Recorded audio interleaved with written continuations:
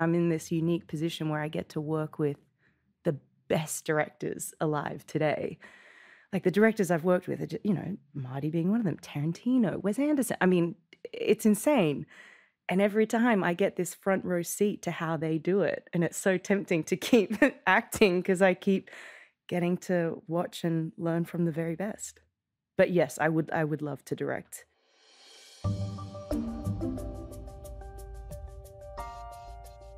In less than a decade, Margot Robbie went from an Australian soap opera star to one of the most powerful producers in Hollywood.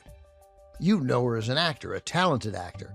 But last year, she became the youngest producer to make $1 billion on just one movie. I'm talking about Barbie, of course, directed by Greta Gerwig. And I would just like to inform you, I do not have a vagina. And he does not have a penis. We don't have genitals. I have all the genitals. When I interviewed Margot Robbie this fall, she was 9 months pregnant, but still working every day. We met at the offices of her production company, Lucky Chap Entertainment. In the entrance, behind a stack of boxes, almost tucked away, was a life-sized Barbie box. And yes, obviously, I took a picture inside it. Hanging in the hallway, there's a large framed photo of Robbie. It's one of the only pictures I saw of her in the office, and she looks anything but glamorous. She's standing in a city street, hair short, wearing a cheap rabbit fur jacket. She's looking directly at the camera without smiling. It's from the set of I, Tonya, the first movie she produced. It earned her an Oscar nomination for Best Actress. She's been nominated twice since then, as Best Actress for Bombshell and for Best Picture as a producer on Barbie. She is in the midst of one of the most interesting careers in Hollywood. My guest today is Margot Robbie. I'm your host, Ben Mankiewicz, and this is Talking Pictures, a podcast about movies, about memories, and all the stuff that happens in between.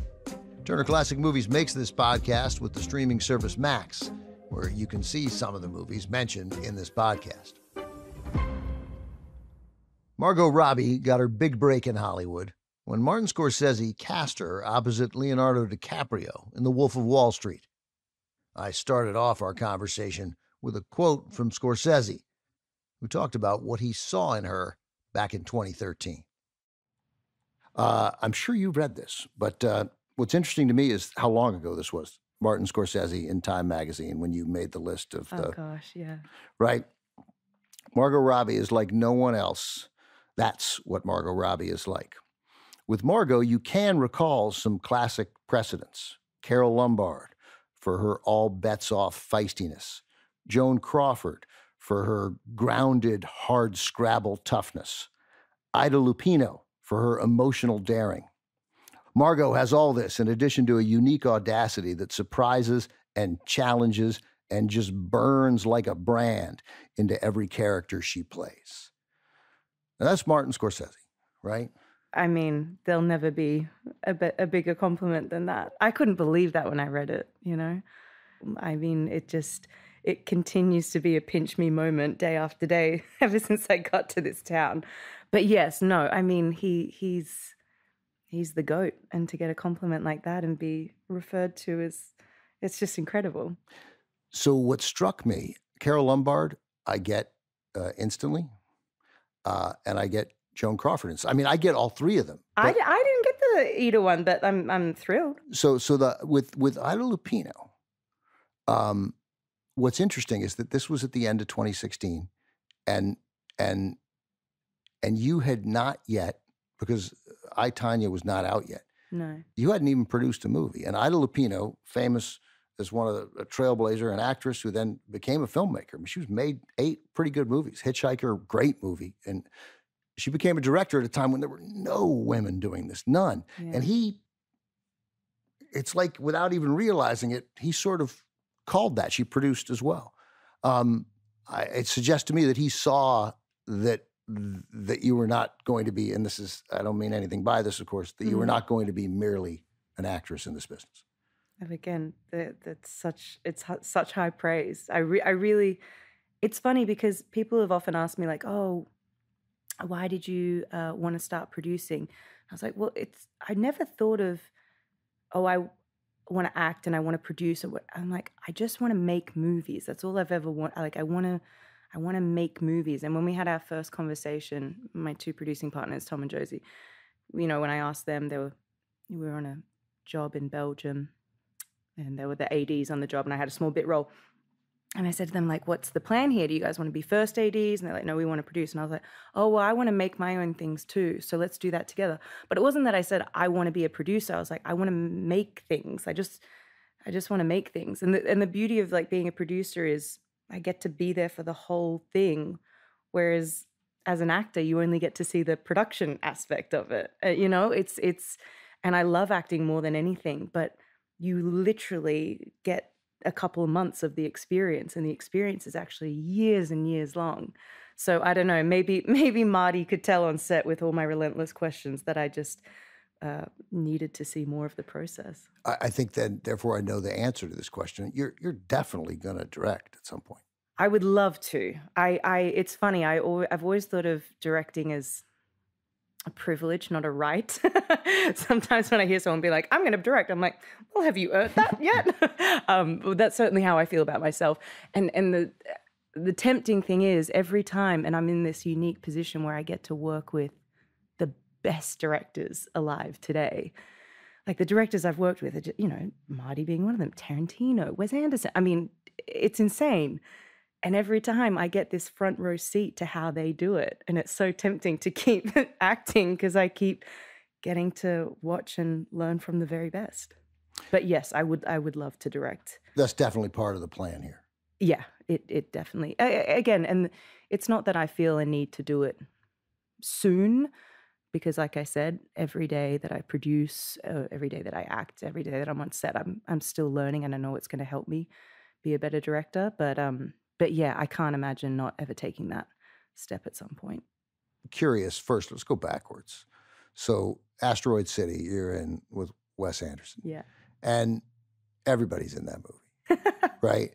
So what is it about Wes Anderson that makes all of these really talented people say, oh, yeah, definitely. And like the money's not the issue ever, right? It's just, yeah, no, let's go do this. I want to be in your movie. Why? Because he's, a filmmaker you idolize and you'd do anything to be on one of those sets. And I mean, speaking for myself, but I'm sure people feel this way too. Like, I want to know, how does a Wes Anderson film always look like a Wes Anderson film? I really love directors that you can just watch a second of their film and you're like, I know I'm watching a Scorsese film. I know I'm watching a Tarantino film. I know I'm watching a Wes Anderson, like they have a particular, they have their thing, their signature moves. And I really enjoy that. And I kind of want to see how that happens. But also in the case of a Wes Anderson, it's the experience of making the film. And this is very much the case with a Tarantino film too. It's like, it's not just about what you're making, it's how you're making it. And, for on the Wes Anderson experience, I mean, I shot for one day, but I was with them for over a week. You have dinner all together every night. Everyone is in it together. I mean, the experience is so magical. And that's why I love making movies. Is you're in this bubble. It's like summer camp and you all bond and you all become best friends and you're all devastated when it's over, whether it was a week or whether it was 6 months. That's just the best. It's the best. And Wes makes that experience even more unique and more special than it usually is. Same thing with Quentin, like on a, you celebrate every 100 roles. I'm sure you've heard that thing with on a Tarantino movie, every 100 Explain rolls to people of film. What that means. So every 100 roll of film, you stop and have like a little party. It's like... And what's the party like? It could be anything. It depends where it falls, because you never know when you're going to hit the 100 roll. So they kind of have I remember once upon a time, we were at the Bruin doing that scene when we hit 900 rolls, and you stop and like they might have a mariachi band, you might have some Bloody Marys, and like and when we hit 1,000 rolls, I was even on a different job by then, and I came back. I'd shoot during the day. It must have been Bombshell. Yeah, I'd shoot during the day on Bombshell, and then I would go back to Quentin's set as soon as I'd wrap because I just missed everyone and it was always so fun. And like for 1,000 rolls, we actually stopped and had a party, like an actual party. It was so cool. So you would shoot Bombshell. Were you wrapped on I was wrapped, yeah. You were wrapped Yeah. on Once Upon a Time in Hollywood, and so you're shooting Bombshell immediately afterwards, right? Basically, yeah. Yeah. And so you just wanted to be around. Yeah. That's Just go back to set. And do you know what else is so fascinating too? Is, you know, those are two very, very different films, you know, in a lot of ways, but aesthetically especially. And this is another great thing that I love about being on sets, is not just watching directors, but watching DPs. You know, so I get to by day watch Barry Ackroyd light and then Bob Richardson light that night. I mean, they couldn't approach their jobs more differently. And it's just so fascinating. I mean, it's just, yeah, I don't know. I love it. You were definitely going to direct. Yeah, I mean, do you know what I am? Yeah, I mean, it's the diest cast. I love DPs, and I love that whole that realm so much. I remember my first job in America was a TV show called Pan Am. This is before I got. I was very excited for that show. Oh, really? Oh, yeah. It was a big deal at the time. Yeah.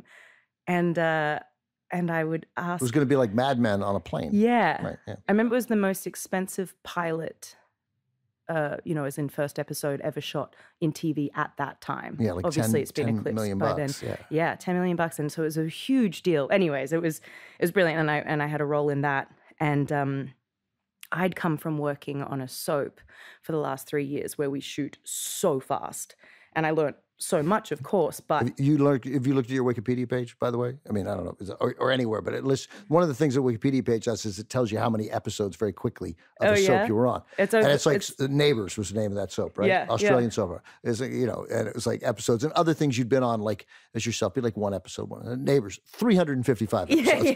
Yeah. I remember one time I did an audition over here and someone said, yeah, she's a bit green. And I was like, I've done over 300 and something episodes. You're not giving me the role because I'm too green. You know, there's a different reason. Sorry, I'm definitely not too green. No, I'd done a ton, but you move so fast. You essentially shoot an episode a day on Neighbours, and it's amazing. But you don't get time to really stop and ask many questions. You learn what you observe, and then suddenly I'm on a set where we had, you know, 40-minute lighting setups, you know, and shoot one scene over multiple days, and I couldn't believe it. So I finally had this opportunity to ask the DP like all the questions I wanted to ask, and on Pan Am. On Pan Am, and I can't think of his name right now, and it's killing me. And he was the best. He was awesome. But I remember one day he just brought in a book, The 5 C's of Cinematography, and he just gave me that. He's like, just read that. I was like, okay, got it. Stop asking questions. Stop asking so many questions. Yeah. Getting cast in Pan Am, is that what brought you to LA? Or were you already here? I 5 days after I finished my contract on Neighbours, I moved. That was always the plan. Like, you'll do your 355 episodes. I'll do my 355 episodes, and then I'm going to move to America. Yeah, no, I mean, after about 6 months on Neighbours, I looked around and realized, you know, because it's like a cast of 30, and I was like, oh, wow, everyone's like doing acting as a job, like a full-time job.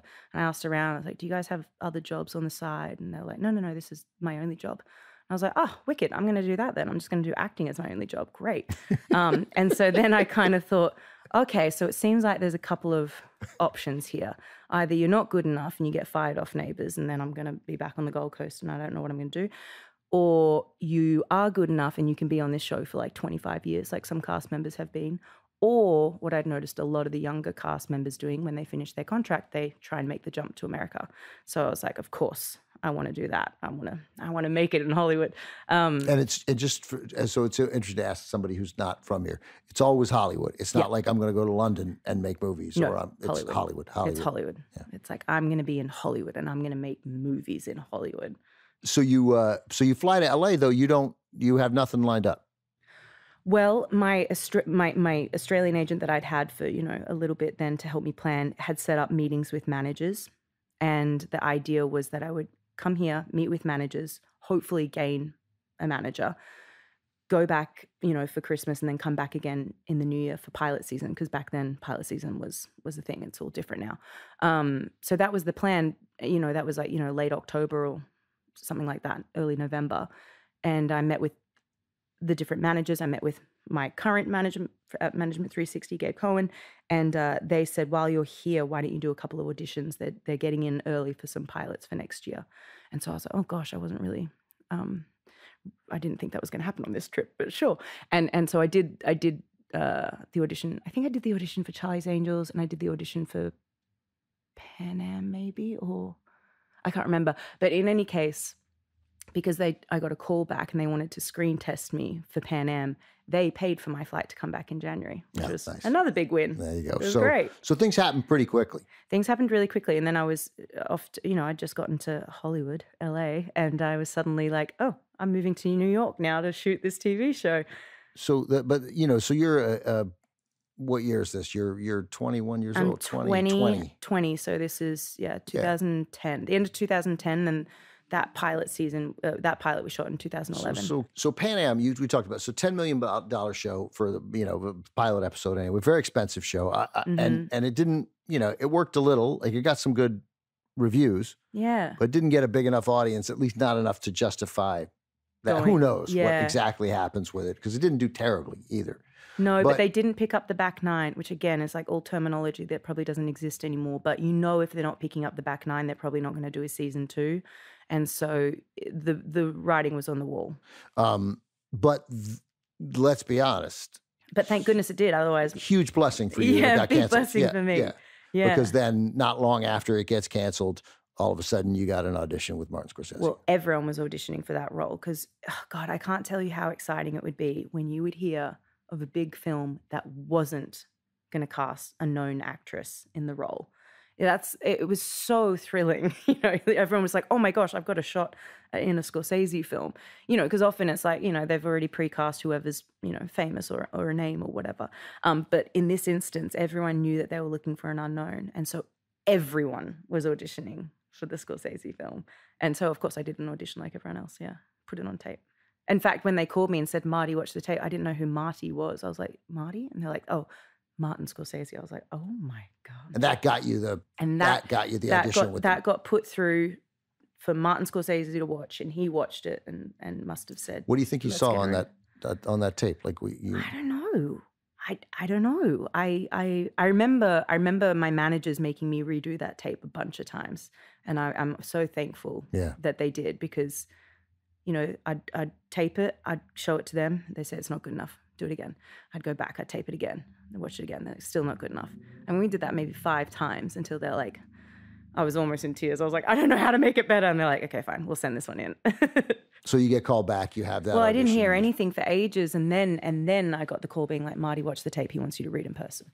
That's great. But I did end up slapping Leo in the audition. Obviously, that's not in the script. It was not in the script. In fact, I think the scene ends with a kiss. Oh, no, it doesn't end with a kiss, but we'd started improvising at that point. And he'd kind of returned to the script, and this last line was, come over here and kiss me. It's the throwing the water in the face scene. And then I was like, oh, and then I was like walking closer to him, another step closer. And in my head, I was like, I could totally kiss Leonardo DiCaprio right now. That would be awesome. I can't wait to tell all my friends this. And then I was like, nah, and just walloped him in the face. And it was dead silent for about, what felt like an eternity, but was probably 3 seconds. And then they just burst out laughing. Leo and Marty were laughing so hard. They were like, that was great. So what's going through your mind in those 3 seconds? I was like, you're going to get arrested. I'm pretty sure that is assault, battery. Like not only will you never work again, but actually you will go to jail for this, you idiot. And also, why did you have to do it so hard? You could have done it lighter. Wake up, you piece of shit. Ow! Who's Venice? Who? What are you, a fucking owl? Who is she? What? I don't know. Some little hooky you were fucking last night? What the fuck are you talking about? No way, baby, no. You were calling her name in your sleep. And we could talk this out, all right? Come on, give me a kiss. You look so beautiful right now. Come on. Kiss you? You look so beautiful. Kiss when you're you? Here. Yeah, give me one. Fuck you! When I did Wolf of Wall Street, I didn't think anyone was going to notice me in that movie. I didn't know if I was going to get like cut out of it. I didn't know like how much, we shot so much. Like you always shoot so much for every movie. And of course, not all of it makes it. But particularly for Wolf, because it was such an improvisational and crazy atmosphere and fun. I was like, I don't know. There's so much craziness in this movie. I'm just going to be one small part of this big circus. But then after you see it, you realize, okay, I was not a small part. I don't know. I guess it was also... I don't know. I was 21 when we made that film, I guess, or 22 when we shot. Anyways, I think it was too early on for me to be even assessing that. At that point, I was just like, how do I explain to my family before they realize that I've just done full frontal nudity? I think my bigger concerns weren't even, how did I come across as an actor of like, oh gosh, everyone's going to see this. And I hadn't really appreciated that until that point. I mean, I didn't even know today that Scorsese was willing to not have it be that. And you were like, no, you were committed to that. Yeah, he said, you know, like, if maybe you can be wearing a robe if you're not comfortable. And I was like, that is not what she would do in that scene. She would not put a robe on. The whole point is that she's going to come out completely naked. That's the card she's playing right now. What I remember from Wolf of Wall Street is the heft, the depth of that character that could have been, you know, could easily have been a bimbo adjacent character. And it just wasn't. Good. And, yeah. So do you know what? The heft comes from the fact that it felt like such a sink or swim scenario. It was so many people bringing it all the time, like every day on set. But I mean, when you're acting across from Leo, it's like it is so clear that he could do your part, his part, everyone's part. It's kind of like, keep up with me or I'll just go, and I'll go and go and go. Like, he doesn't even need to like wait for you. So it was very apparent to me. I was like, I got to get in there or I'm not in this at all. And then when you're on the set, everyone's got that mentality. Everyone's one-upping each other with the craziness. You'd be in the makeup trailer and like some of the guys would come in and be like, Jonah just ate a goldfish. I'm going to do this in my scene. You know, everyone was like, I've got to do something crazier than eat a goldfish now. And then someone else would be like, they brought in a marching band. Everyone's naked. And then you could just see people's wheels turning of like, shit, I'm going to be in the scene and there's going to be 25 naked marching band players. Like, I'm going to have to do something even crazier than that. So it really was this feeling of like, if you want to be in this movie, you've got to make yourself known on screen. Get off me. I want a divorce. Get off me. Just make love to me. What the fuck is wrong with you? I don't love you anymore, Jordan. You don't love me? You don't love me anymore, huh? Well, isn't that just fucking convenient for you? Now that I'm under federal indictment with an electronic bracelet around my ankle, now you decide you don't fucking love me anymore. No. Is that right? No. What kind of person are you? Do you know what's so funny? Titanic is, and I know this is a Super 8 question, later movie that makes me cry. I can even just hear the theme music of Titanic and I'll be bawling.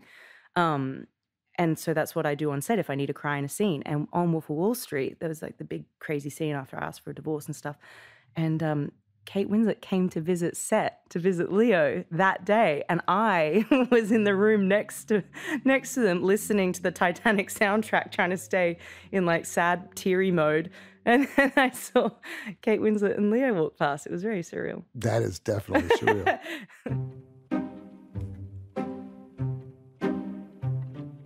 We're going to take a quick break. Coming up, Margot Robbie tells us how one director pushed her to the limits. I felt like no one actually had ever really put their foot to the floor. Like if I'm a car, no one actually put their foot to the floor with the gas. And he wanted that all the time.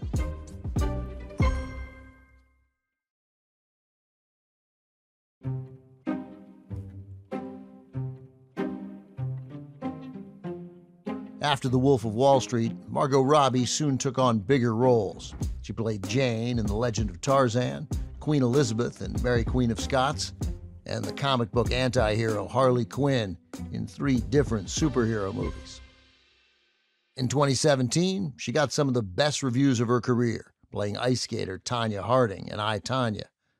The film gave Margot a burst of confidence, so she wrote a letter to one of her favorite directors, Quentin Tarantino. She wanted to work with him. And in 2019, it happened, playing Sharon Tate in Once Upon a Time in Hollywood. 1, please. 75 cents. What if I'm in the movie? What do you mean? I mean, I'm in the movie. I'm Sharon Tate. I play Miss Carlson, the klutz. But that's the girl from Valley of the Dolls. Well, that's me, the girl from Valley of the Dolls. Really? Really? So Tarantino, like you do I, Tonya, and then you see that and you thought, I'm getting better at this. Mm-hmm. And you thought, I'm going to write a letter to Quentin Tarantino. Yeah, no, that's exactly. It was the first, watching I, Tonya, obviously I was in the edit for that because I was a producer on it, but I remember watching the first cut and finally feeling like, okay, I'm a good enough actor now that I can reach out to my idols. But I really hadn't felt that before that.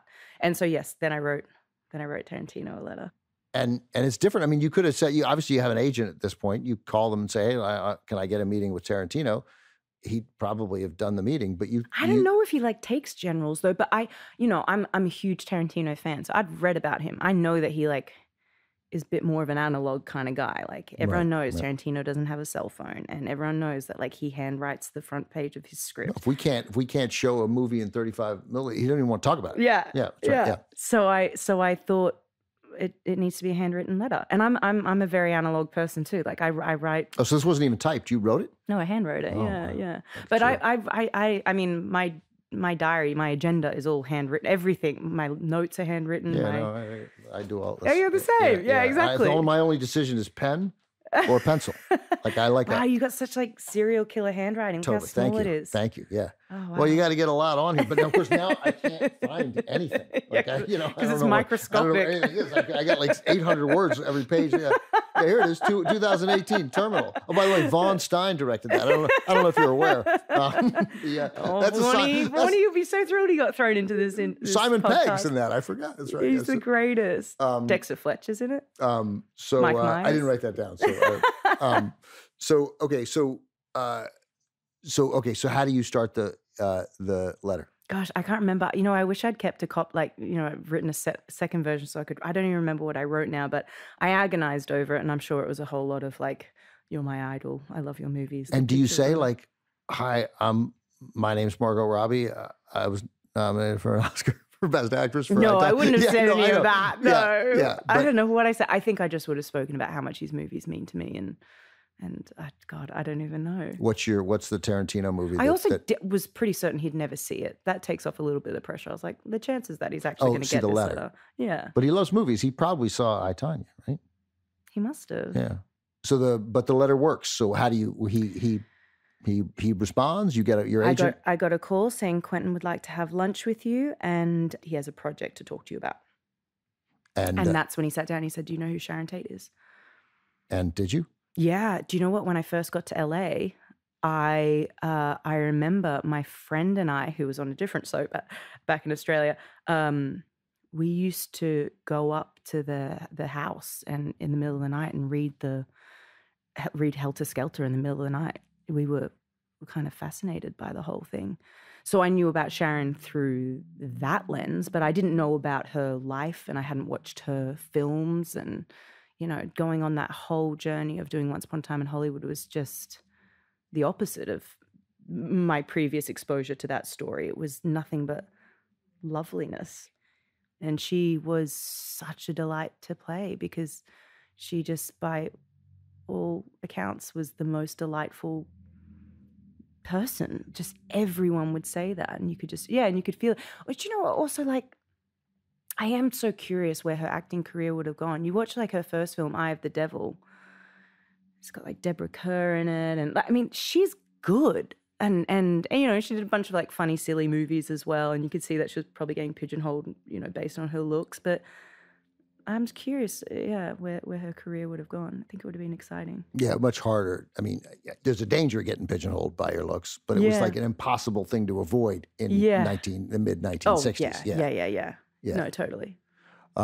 So for Babylon. Yeah. And I didn't see Babylon when it came out because I knew I was going to talk to Damien. And I'd talked to Damien before. He'd been on TCM before, and I just enjoyed him. And I thought, well, I was just texting with him earlier, actually. He's a lovely guy. He's brilliant. It's funny, him and Greta really remind me of each other, and I don't think they've ever really sat down and chatted with each other, but they're a similar age. They both reference the same movies. I always wonder, I'm like, I wonder if you two realize how similar you are. Totally. They're both classic movie junkies. Yeah. So I watched Babylon because, he'd had this big success with Whiplash and then La La Land, right? And then like to have a public failure, or what is perceived as a public failure. I was like, well, I got to watch this movie, and everybody didn't like it, and it's long. I'm like, okay, but I want to watch it and then throughout the movie, I kept saying, why don't people like this movie? I'm still saying that. Right. Like, it's totally good. I love it. Yeah. I love it. It's super fun. It's super fun. And then it gets also tragic and dangerous and full of peril and dark. And strange. And also it's a total history lesson on this critical moment in movie history. So I don't quite get it. I don't get it either. And I know I'm biased because I'm like very close to the project, and so obviously I believe in it, but I still can't figure out why people really hated it. Maybe I often wonder, I'm like, I wonder if in 20 years people are going to be like, wait, Babylon didn't do well at the time? That's crazy. You know, when you hear something like Shawshank Redemption was a failure at the time, or whatever it is, and you're like, huh, how is that possible? And Damien is so thorough. Like, I'm sure this came across when you spoke to him. Like, do you know what I loved loved so much working with him is because I felt like no one actually had ever really put their foot to the floor. Like, if I'm a car, no one actually put their foot to the floor with the gas. And he wanted that all the time. Like, there was nothing but fifth gear with that character. And he always wanted more, always. Even when we were prepping. Who'd you play? Who'd you play? So I play a fictional character, Nellie Leroy, but she's based on a couple of different people. But one of the main influences, Clara Bow, was a famous silent actress back in the day and had a horrific childhood and a kind of crazy life, but she was like the it girl. But, you know, she did a movie called That was It, literally blah, blah, her blah. nickname. Literally. Yeah. It was, she was hugely famous. She's probably one of the 5 most famous people in the country. And maybe the world. I don't know. And brilliant. You can, the first movie to ever win Best Picture in 1927 was Wings, which Clara Bow is in. And weirdly enough, a cameo from Gary Cooper, who was no one back then, which is just hilarious. You're like, wait, Gary Cooper's just popping in for 5 minutes. But I love that movie so much. It was one of the first I'd seen a few silent films before, like Charlie Chaplin films and stuff, but watching Wings, like, really, really amazed me. That movie, I think, is I'm sure you've seen it. I mean, it's incredible. And I'm like, how many people died doing all these stunts in the airplanes? The aerial photography in Wings is amazing. It's unbelievable. William Wellman, who made it. He'd been a World War I. He'd been a exactly. pilot. Yeah, you know everything. I'm not schooling you, but there's if you're someone who follows film Instagram sites, you've probably seen a shot from Wings. There's this amazing shot where you go through all these tables and you end up at this one table, and it's like this, it's so stunning and amazing. And I bet if you follow film sites, you've seen this pop up before, but that's from Wings. And Wings is really about these two pilots, right? Yeah. And there's even like a hint that maybe there's even a relationship between them, right? But it's the two pilots, and then their two girlfriends, or the women in their lives, are like, definitely second tier parts. But somehow Clara Bow steals the movie. No, Clara Bow can have a nothing role, and she is the only thing you remember in a movie. Yeah, and she was billed first, even though the movie's really about the pilots. Oh my God, yeah, it'd be a Clara Bow film. They'd do a Clara Bow spring film, a Clara Bow summer film, a Clara Bow winter film. Like, they wouldn't even say the name of the film. They would be like, it's a Clara Bow this season. Yeah. Like, she was just so captivating, and oh God, yeah, amazing. So anyways, Babylon, it was incredible. I loved working with Damien so much. I remember when we were trying to figure out what the accent should be for that character, this is just an example of what it's like to work with Damien. I gave him 51 different versions of an accent. It was like doing a one-woman show, because he'd be like, I'd be like, okay, so here's, we started off with, like, I was like, here's Boston. This is what Boston would sound like if Nellie's from Boston. Here's what Nellie sounds like if she's from Arkansas. Here's what Nellie sounds like if she's from wherever. I did all that. Then we'd get specific, and I'd be like, okay, here's Nellie if she was a mixture of Snooki from the Jersey Shore and Joe Pesci. And then he'd be like, okay, I'm liking the Snooki thing, but the Joe Pesci worked better with the such and such. So then I'd be like, okay, now I'm going to do a bit of Fran Drescher mixed with Snooki, and now, but from Brooklyn. But, this is how specific we got. Until at one point I counted all the voice recordings I had on my phone and realized I had offered him up 51 different accents at that point, and I was like, Damien, you just have to pick one now. This is man. crazy. What one? He was like, I think she should be from New Jersey. He's from New Jersey. Yeah. Why, haven't you heard what they say about me? I'm a degenerate fucking animal. Oh, Nellie, look at them. Oh, who knows what she might do? She's from Jersey, you know. This is what a degenerate fucking animal from Jersey does.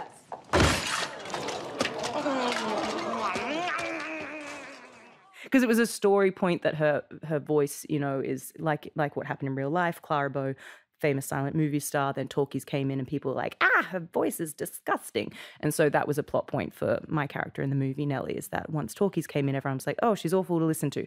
But we didn't want it to be the obvious kind of thing like in Singing in the Rain, where it's high-pitched. Clara Bow was pretty good as a actress with sound. I mean, she was. Movies. Yeah, totally. She was. Yeah. I know, but her whole life started kind of. Yeah, it was more like what she represented. Yes. Right. So, okay.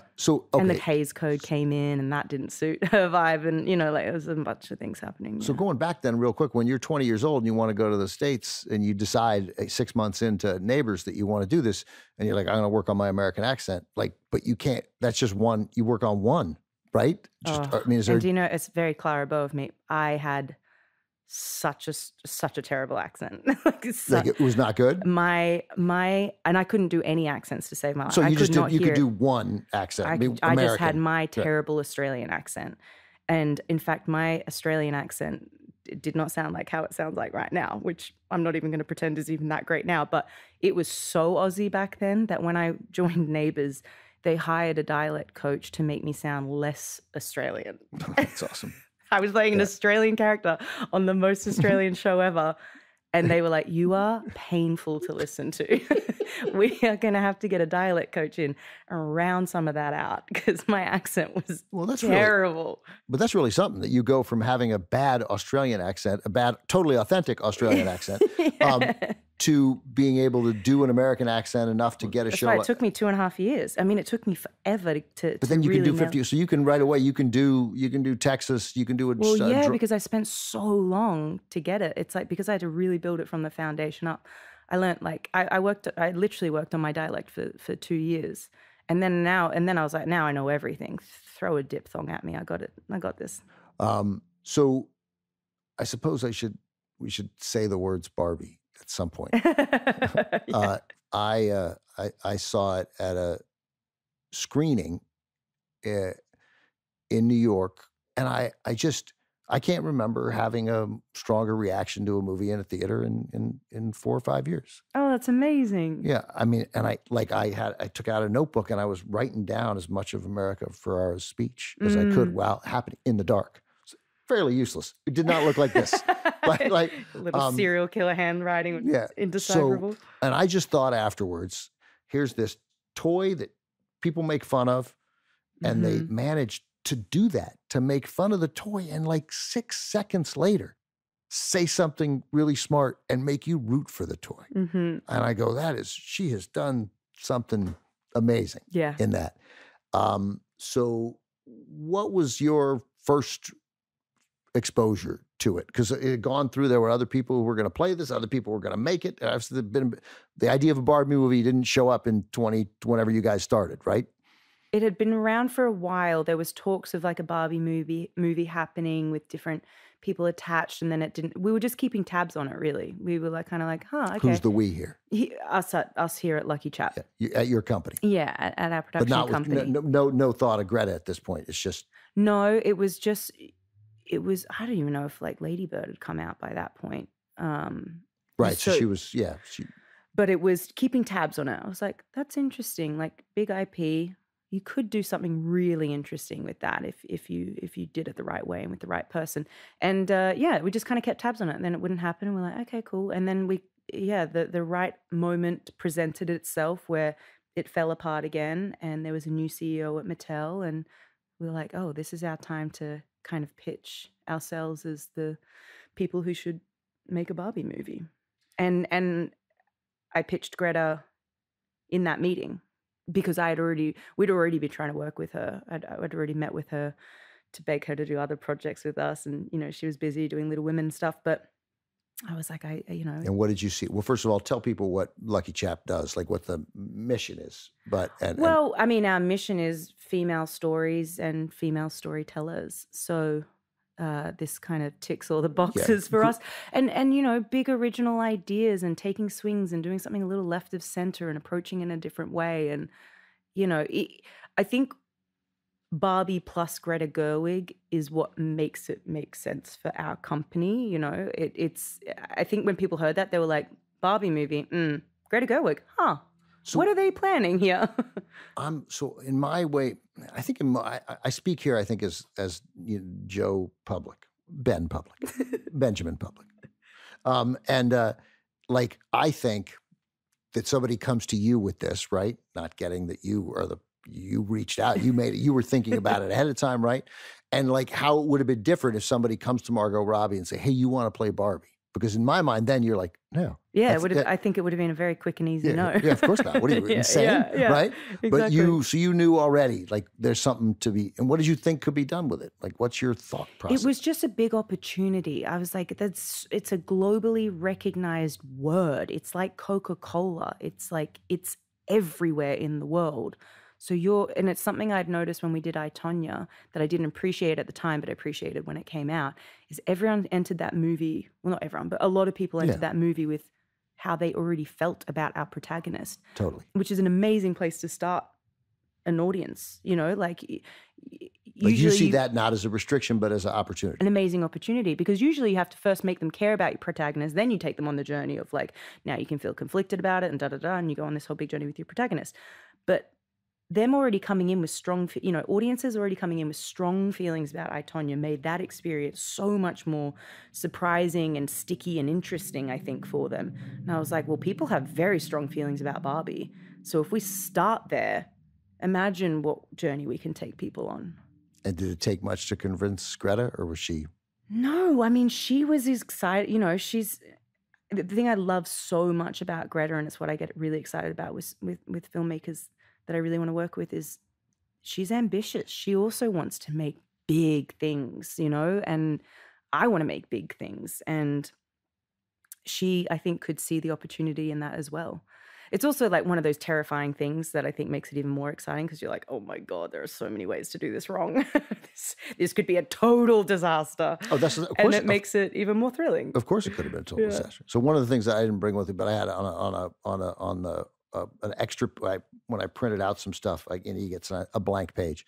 And on that blank page, I was like, I'm going to write down like a thing I don't actually do. So I was curious why I thought to do it with you. I'm going to write down the budgets and what these movies made. Because I was interested in, like, you know, what constitutes failure and like why you seem even failure proof.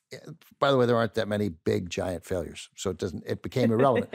But as I was writing the Barbie number down, I wrote down whatever the budget was, and then I write down what it made. I wrote down $144 million. Like, 1.4 billion. I know. I got tricked. I didn't even, I goofed it up. Like, I mean, like that's how much it's like, I couldn't compute that it wasn't 144 million. I love how quickly you corrected it. That was great. That was great. Just jumping straight in there. Yeah. Excuse me. It made 10 times that. Yeah. So that's, I mean, come on. It's crazy. It's, I think we are the youngest producers to make a movie that hit $1 billion or over $1 billion.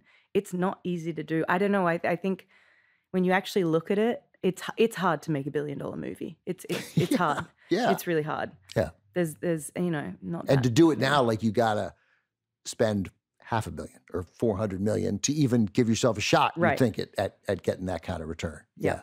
And then you're taking a huge risk. And you guid, it was a risk, and you spent a lot of money, but you didn't spend that kind of money. No, we didn't spend that kind of money. Yeah. Definitely not. No, but it's it did really well, obviously. Hey, ladies. Sasha, what's up? Who are you? I'm only your favorite woman of all time, Barbie. You really think you're Barbie? Yeah. She's crazy. Do you think she escaped from like an insane asylum? So you're like Barbie, like a professional bimbo? No, Barbie's not a bimbo. Barbie is a doctor and a lawyer and a senator and a Nobel Prize winner. You're a Nobel Prize winner? Oh, no, not me, but Barbie is. Yeah. We're taking another break. When we get back, Margot Robbie answers our Super 8, and she's been waiting for it the entire interview.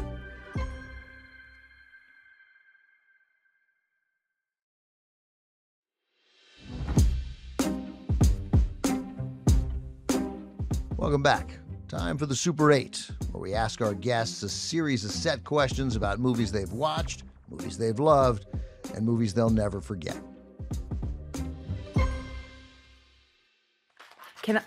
Can you ask me all the Super 8 questions? Yeah, of course. Like all of them? All right, totally. All right, here we go. Because they're so fun. I'm so excited. All right, we'll start. Here's number 1. What was your most memorable movie watching experience? It's tough. Obviously, there are many. And anytime I watch a film print, that's always like stuck with me in a major way. On my 30th birthday, which happened during COVID, my husband and friends kindly organized a double billing because I couldn't go out and, go to a restaurant or do anything like that. But this turned out to be a way better birthday anyway. We went to the New Beverly, Quentin's cinema, and watched a double billing of Cabaret, an IB Tech print, and Quentin's personal print of True Romance. True Romance is my favorite film.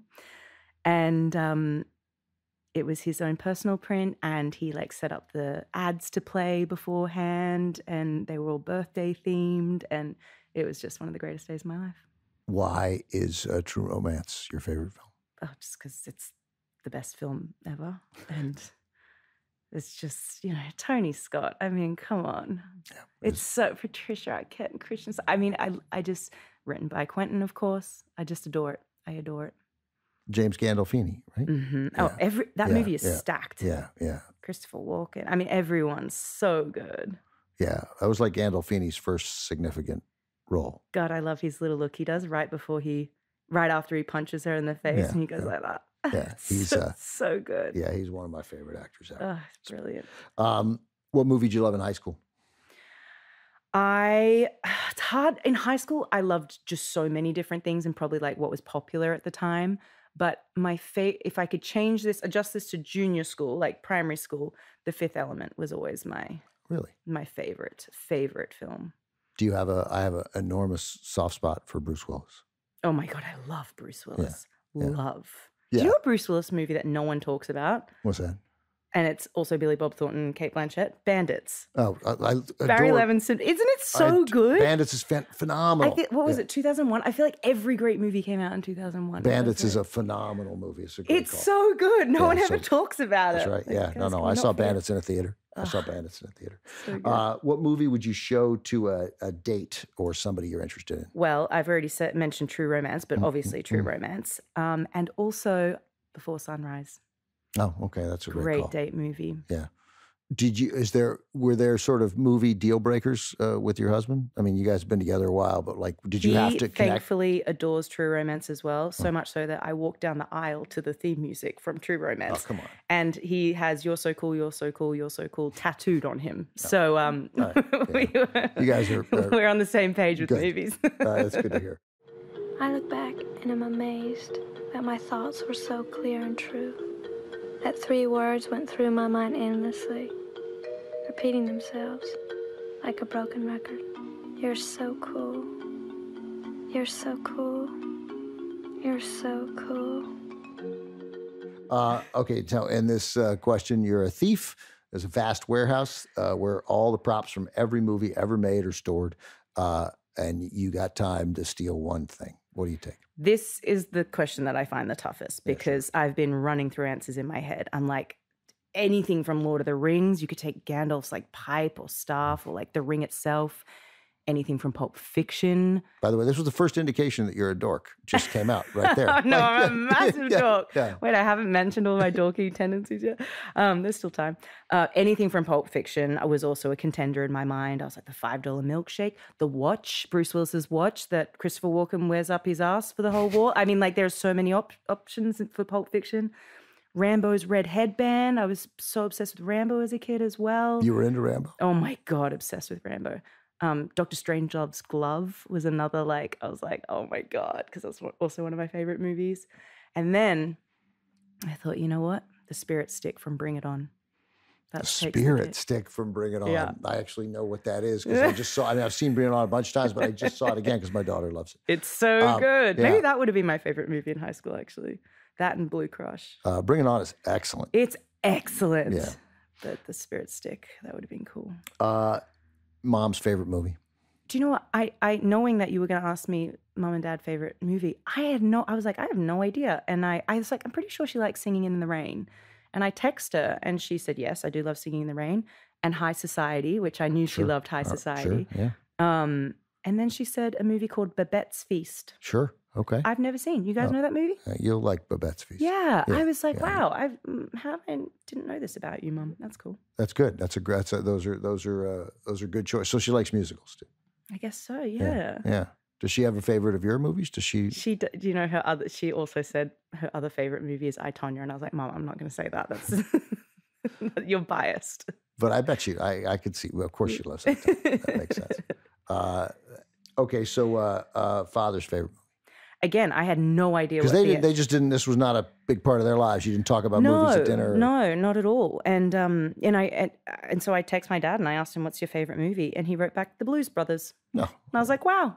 And I don't know why in my head I was like, I feel like he's going to say The Dirty Dozen. I don't know why I thought that, but that's a standard. Dad How old's your answer? dad? Yeah, like in his 60s or something. Yeah, like 60s. That's an answer that like in my mind, here I'll stereotype that like an Australian dad would like The Dirty Dozen. By the way, it's really good. I loved The Dirty Dozen. As a kid, loved The Dirty Dozen. Me too, as a kid, and still as an adult. Yeah, I rewatched it kind of recently, and I was like, God, it's still so good. So I think we got a preview of this answer. What's the movie that makes you cry without fail? Yes, well, obviously Titanic. You know that makes me cry. But also, if I was to give another one, since I've already spoken about Titanic, The Remains of the Day. Well, was it? Yeah. That something about unrequited love always hits me.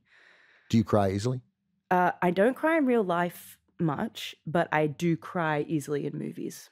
I also feel like sometimes I'm like just saving it up for the next time I have to do a cry scene anyway. Oh, right. I don't. Nobody's generally because I can cry so easily on set too. You can? Yeah, that's easy. Well, I did a soap for 3 years. You got to be able. You got to be. I mean, I've seen some soaps. I spent a whole summer watching General Hospital, the Luke and Laura summer. In fact, when I was 13, my grandmother was staying with us, and it was like a thing she wanted to watch it. So then me and my mom and my grandmother watched it every day. Yeah. It was thrilling. But there's some people who can't cry, who cry. I mean, oh yeah, and they're obviously not crying, So they're just screwing up their face and going, shaking their shoulders. Just sort of sobbing without doing that. Yeah, like But, no, and Neighbours, I had to cry so often.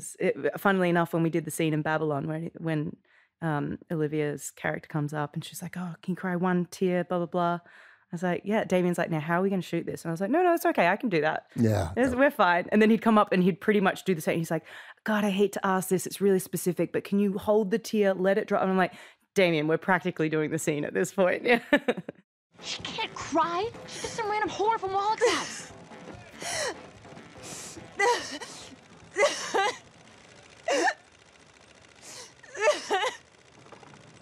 Cut. Hi, I'm Nellie Leroy. So we going again? So that just that scene could have existed in real life with you. Yeah, totally. yeah. Oh, that's great.